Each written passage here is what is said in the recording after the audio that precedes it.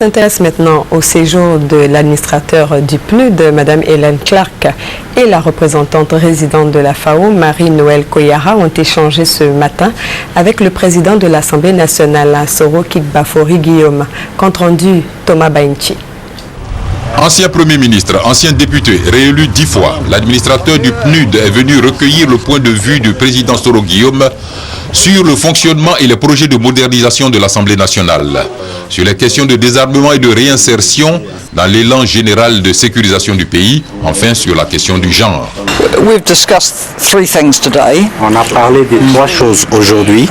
Premièrement, le programme du président pour la modernisation et la réforme du Parlement et comment les PNUD peuvent soutenir ce programme. Et deuxièmement, nous avons parlé de la réconciliation, du désarmement, de la démobilisation et de la réintégration pour les ex-combattants et de l'appui que le Parlement peut apporter à ce processus, et aussi l'importance de lier le désarmement et la démobilisation à l'emploi pour la population. Et les Nations Unies veulent soutenir tous ces processus.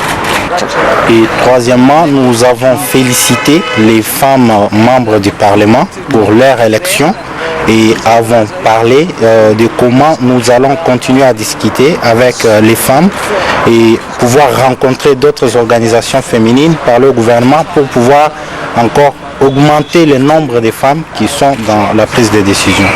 Le président de l'Assemblée nationale a encore eu l'occasion de développer auprès de la représentante résidente de la FAO cette constante de sa vision. La question de l'emploi peut trouver une solution pertinente dans la relance de l'agriculture.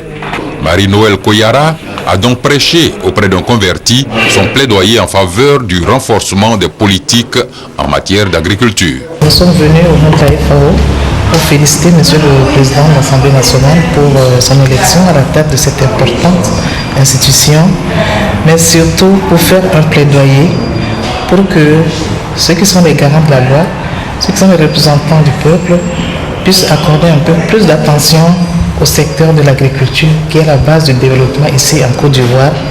Et je suis très contente parce que nous sommes venus prêcher auprès d'une personne qui est déjà très convaincue. Et M. le Président de l'Assemblée nationale a pris en compte nos plaidoyers pour soutenir davantage les initiatives au niveau de l'agriculture et de la sécurité alimentaire, pour soutenir les initiatives auprès des différents ministres qui interviennent dans ce domaine.